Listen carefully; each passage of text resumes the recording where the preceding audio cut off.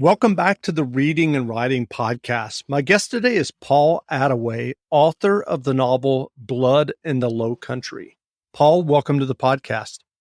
Thank you. Appreciate you having me on. Yeah, sure. Well, if someone hasn't yet heard about your debut novel, Blood in the Low Country, how would you describe the novel? Southern family drama, suspense thriller, murder mystery. I know that's too many genres shoved into one, but it does take place in Charleston, South Carolina in the 1970s, so it's based in the South. It does involve a family and the traumatic experiences they live through when a murder turns their world upside down. And there is a bit of mystery as to who the real killer is. So I guess it is a genre draw. And do you remember the original idea or impetus that led you to write Blood in the Low Country? Yes. When I decided to, I'm 58 years old, had a full professional career before finding myself as an author. So when I set out to write a book, I read a lot of books about how to write a book, and some of the advice that seemed to, recur again and again was, write what you know. So in focusing on that, I thought that I would be able to write a story about, father-son relationships. So I set out to write a story about a father and a son, or actually in this case, two sons. And that was the original genesis of the idea. And then from there, the story grew and grew as I developed, who the bad guy was, what the conflict was, what the themes were. But it originally started out as a story about a father and a son. Well, what was your writing journey? You said that this is your debut novel and that you had a full professional career. What was the journey that led you to deciding that you wanted to write and write this novel? Had you written before? Yeah. And the answer to that question is I say always is a long time, but I've always written. I was a lawyer for 2 years. It didn't stick with me. But in law school, I joked that I learned to read and write in law school. I was on the law review and I would turn in, 10, 15 page submission for an article. And my mentor, by the time we were finished, he'd have it back and we have it down to 5 pages. So I learned to write. Then after that, I entered into the business world and I started a few businesses along the way, and all small businesses. So I had to write everything from, disclosure memorandums for security offerings, instruction manuals for products, marketing material, PR material, all the website information. So I did most of the writing, and I valued people's time. So I always tried to strip everything down to a page, or when possible. Some documents demand more. So I'd always written, and I'd always enjoyed the writing process. It was part of my job that I really took pride in, and that would be, say what you mean and mean what you say, and do it in as few words as possible to convey the meaning. So, when I came around to writing a book, it wasn't as if I hadn't written since college. So. But I was a burned out businessman that started and sold several businesses. Youngest child went off to college. I was too young to retire, but too old and burned out to start any more businesses. And if you've owned your own business for a few years, that basically disqualifies you from ever working for anybody else because you make a lousy employee. So I tried consulting for a while, and it wasn't all that satisfying. And I would finish a book from time to time, and I'd say, wow, what a great book. Or I'd finish a book, and I go, that wasn't so good. I could do better. And I think my wife got a little sick and tired of hearing me say that. So one day she said, you've been talking this way. Why don't you either, shut up or do it? So I took that as a challenge, and I said, I'm going to write a book. And I was still consulting at the time, finishing up my last consulting project. So it took me longer than I like to think it would have. But I sat down to do it. And once I got into it and then learned all there is one needs to know, I just fell in love with it. So I finished the first book, and I'm on to book 2. And so what was the writing process? What did it end up being for you? Did you outline the novel extensively, or did you just dive into the narrative and see where it led you? I just dove in. And I, we were, one of our children, we were living in Phoenix at the time. One of our children attended college at Charleston, South Carolina. So we fell in love with the city, visiting her. And that's not where we live. But they have a wonderful library there right on King Street, the Charleston Library Society. And our house was just a few blocks away. So, I'd been preparing to start the book. I'd been taking legal pad after legal pad of notes about characters and this and that. And so I show up at the library, sit down, plug in my laptop, and I'm prepared to start writing. And after, 15, 20 minutes, I'm still staring at a blank page. And I'm just about as, beaten up as I could be. I had no idea what to do. So just by happenstance, we had been introduced to another couple who had retired to Charleston, and we were having dinner with them one night that first week. I'm there trying to write the book. And he had been a film editor. He was about 10 years, 15 years older than me. And so he had fully retired. And so he starts asking me about my book. And I struggled to even explain what I was trying to do. And he gave me the best single piece of advice I ever received. And he said, just write. Don't try to write a book from beginning to end. Just write and stitch it together later. So I went back to the library the next day, and I just turned on the laptop. I didn't open any notes, and I just started to write. And it happened. I wrote what was and still is the first scene, the first chapter of the book. And ever since, whenever I get stuck, I go back to just write. And the first paragraph or two I write might get thrown away, but it gets the brain working. It gets the juices flowing. And the next thing you know, all of a sudden an idea pops in. So I definitely was a pantser right out of the gate.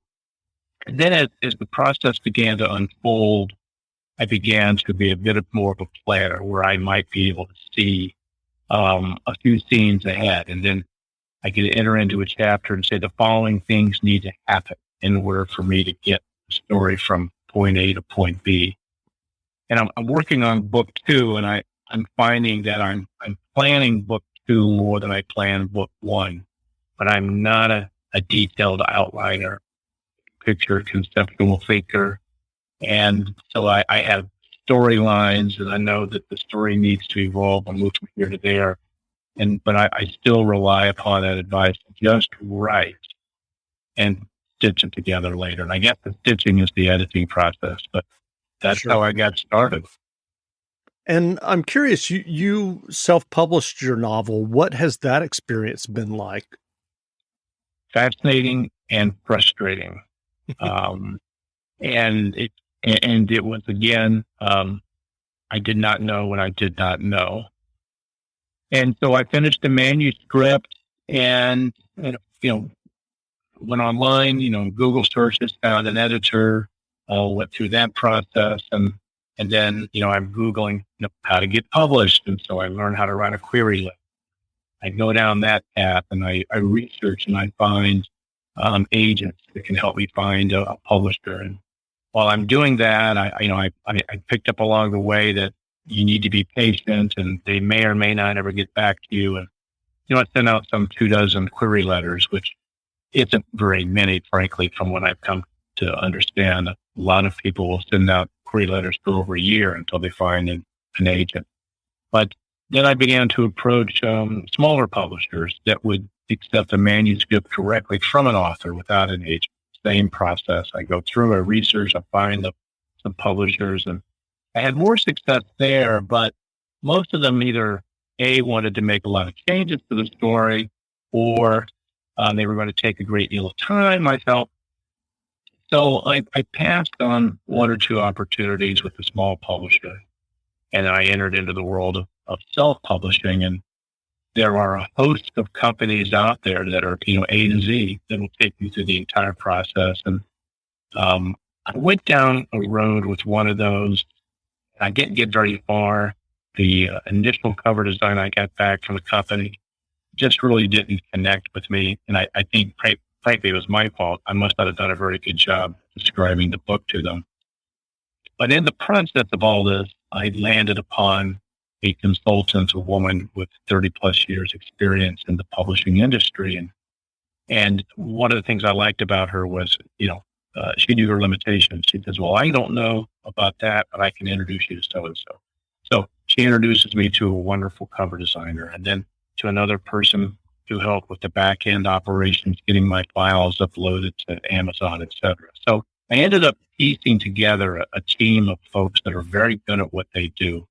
And they helped me with the cover design and arriving at a title, and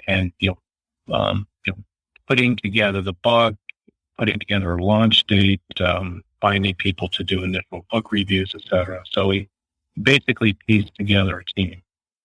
And so I was able to publish the book. That's great. Well, what novels have you read recently that you enjoyed?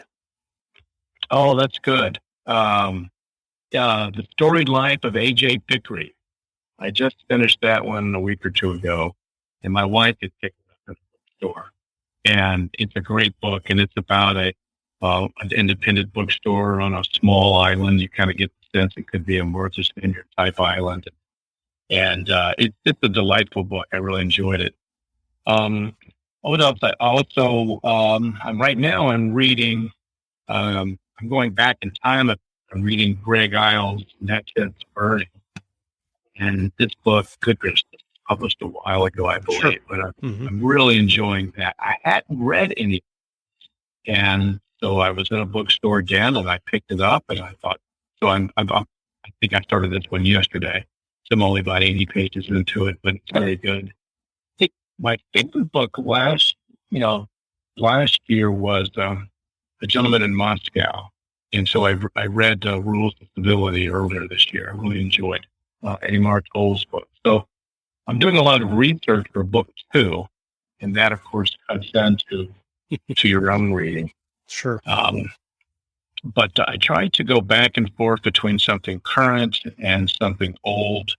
And now that I'm living in Charleston, I'm trying to become reacquainted with Southern writers. And Larry Brown is a writer from Mississippi. He wrote a great book called Father and Son. He passed away probably, maybe 25 years ago, but a good example of sort of Southern Gothic literature. So try to mix that up with the current authors of the day. Sure. Well, what writing advice would you offer for those who are listening, who are working on their own stories and novels? Well, the advice that worked for me might work for others, and that is just write and stitch it together later. I really, when I came from my business career, I joked that I could walk to my desk, I could look at the things that needed to be done, and I could quickly size it up. I'd go, okay, that's a 10-minute phone call. That letter's going to take me 5 minutes to write. That one's going to take me half hour. I could look at my day and basically plan, by and large, when I needed to get done, how long it would get done, and when I could get done. And that was very comforting. So I sat down to write a book, and I'm sure James Patterson could tell you how long it takes him to write a book, but I don't know how long it's going to take me to write a book. So it takes a tremendous amount of patience for when you're used to ticking off tasks and goals, or you're used to accomplishing things in an understood manner, and then you jump into something like writing a book where you don't know where the ending is. You really, for me, I like the advice. I don't know who gave it first. It might have been Hemingway. Words on a page. So I strive for 1,500 words plus or minus a day, and that gives me some sense of accomplishment that I'm moving the ball forward. But at least for me, trying to write a book from chapter 1 sequentially all the way to the end Becoming a magician takes thousands of hours, right, Ashley? Oh, I'm not a magician. I'm a design specialist at the Container Store. But you transform closets and pantries. Well, I turn your most frustrating spaces into ones you love. With a magic wand? With Alpha, our customizable, adjustable, and affordable shelving and drawer system. The amazing Ashley! Making daily frustration disappear. Just doing my job. Transform your space with Alpha and save 20% on purchases over $500. Get started with your free design at the Container Store today. Was a huge barrier and burden. And now I write, and I know like yesterday, I know I wrote a scene that I think is a pretty good scene, but I don't necessarily know where that scene's going to go. So when I sat down to write the first book, I said, I want to hopefully write a compelling story and write it in a compelling way. And a lot of that comes down to determining, what are the readers going to know? Now, what are the characters going to know? Are they all going to know the same thing at the same time? And is there an interesting way that you can tell a story? Or there's more than one way to tell a story. So oftentimes the phrase that I picked up was, story engineering. So I know that when I write a scene, I'm revealing something to the reader, and maybe I need to move that scene about around just a bit. So just write and stitch it together later is the only real advice that I can pass on. That's great. Well, where can people find you online if they'd like to learn more about you and your debut novel? Well, paulattaway.com will get you right to my website. And then from there, you can read a little bit more about me. I've written a couple of short stories. I've done a little blogging. And then there are links to where the book can be purchased. Of course, I'm available, Amazon and all the other online platforms. It's also available in audiobook. But I also link to about a half a dozen independent bookstores that carry the book. So if you're living in the Charleston area or in Pawleys Island in Savannah, there are a few bookstores that are carrying the book. And I continue to go door to door, introducing myself to bookstores in the hopes that they'll pick the book up. But I would suggest, paulattaway.com. My Facebook page is author Paul Attaway, and Instagram account is author Paul Attaway. That's great. Well, again, we've been speaking with Paul Attaway, author of the novel Blood in the Low Country. The novel is on sale now, so go buy a copy. And Paul, thanks for doing this interview. Thank you very much. I really appreciate it. Now stay tuned for a brief excerpt from the audiobook of the novel Blood in the Low Country by Paul Attaway, narrated by Adam Barr. Chapter 1. Second Place. Again. Kiowa Island, South Carolina, October 1977. The crisp morning sunlight pierced the amber mist that blanketed the horizon like a gentle cotton shawl.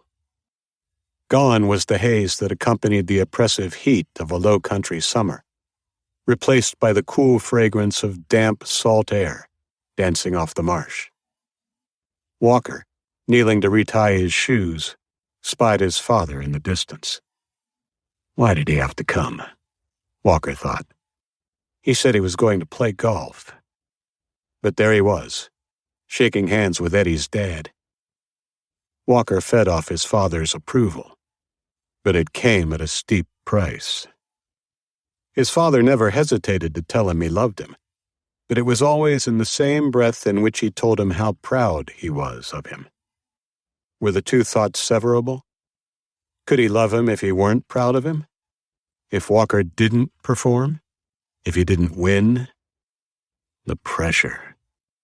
The pressure to succeed weighed on every moment of every day, and the cost of losing far surpassed the joy of winning.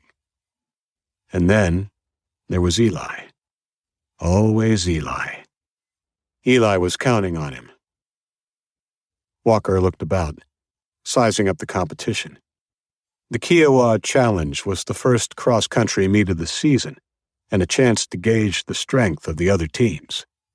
Bishop High School always fielded a strong squad, but he'd beaten their best last year, and he knew he'd beat them again this year. But the runners from the other schools were never his primary concern. No. The runner who stood between Walker and meddling first was, and always had been, Eddie Wentworth. Edward Theodore Wentworth. Walker didn't hate Eddie. No one did. If there was a word that described Eddie, it was effortless. Everything came naturally for him. He shot up in height earlier than most of the boys in class, but then filled out quickly, thus avoiding the awkward years. His voice changed seemingly overnight. His blonde hair, made more so by the hours he spent in the sun, was unkempt, but naturally so. The only physical feature not preordained by the gods were his eyes. One was blue and one was green, but the effect made him all the more memorable. But at the end of the day, what stood Eddie apart from the others was the grace with which he carried himself, seemingly unaware that others always noticed him. Walker didn't dislike Eddie. Everyone liked Eddie. But resent? Yes. Look down on? Yes. But why? Jealousy. It all came so easily for Eddie. Walker worked for his accomplishments. How could his successes not be more significant, more meaningful, more deserving? This year would be different. He had trained harder than ever before. This year, Walker would not be defeated. This year, Walker would beat Eddie. Walker would make Eli proud. His father, too. The race would begin at the end of a dirt road on a thin finger of land bordered by the Kiowa River to the north and marshland to the south. The road extended westward and connected to the Kiowa Island mainland. Kiowa is a barrier island off the coast of South Carolina and was so named for the Kiowa Indians, who had populated the island by explorers and fortune hunters dispatched in 1670 by England's King Charles II. The marshal fired the gun, and the boys were off. Walker was not a fast starter, but with 3 miles ahead of them, and across a gently rolling, predominantly flat terrain, a quick start was not necessary. The runners jockeyed for position over the first few hundred yards before settling into a pace. The boys ran down the dirt road, the sun rising over their shoulders. Walker knew the course well. His family had rented the same beach house every summer, and there wasn't a corner of the island nor a stretch of beach he had not explored. As the course turned south, the sights and sounds changed. The smell of the pungent salt air dissipated, and the marsh, populated by blue herons and long-legged great egrets, was replaced by live oaks and the occasional deer. Kiowa Island was a magnificent living testimony to the majesty and diversity of God's creation. Rivers, marshland, tidal pools, the ocean, a maritime forest, and the accompanying ecosystem of each habitat formed a veritable Garden of Eden created by millions of years of shifting tides. Walker's father said that the island, along with baseball and shrimp and grits, was more proof God loved us. Walker ran comfortably toward the front of the pack. A mile into the race, the runners began to separate. A half-dozen runners were ahead of Walker, none of them Eddie. He didn't look back. He didn't have to. He knew Eddie was there, always in striking distance. Walker waited patiently until the race turned westward. They were on the coolest part of the course, shaded by trees, and due to an early morning overcast sky, the temperature had been in the low 60s when the race began. The dirt road softened as it left the forest and rolled up to the edge of the beach on the south side of the island, and Walker knew the combination of the sun breaking through and the soft sand would slow the pace. For now, though, the cooler temperatures lulled the front-runners into too quick of a pace. Walker was content to wait. So was Eddie. The dirt roads were not built for cars, and in some areas of the island were barely wide enough for two-lane traffic. Efforts to develop the island had begun in the 1950s, but proceeded haphazardly over the years. Most of the development occurred on the Atlantic-facing south side of the island, where homes could be found on Eugenia Avenue, the island's main road. He spent his summers following Eli and his friends around the island, fishing, crabbing, sailing, and reenacting battles between the pirate Blackbeard and the English Royal Navy. Walker idolized his older brother, and Eli, despite his open complaints, loved having him along.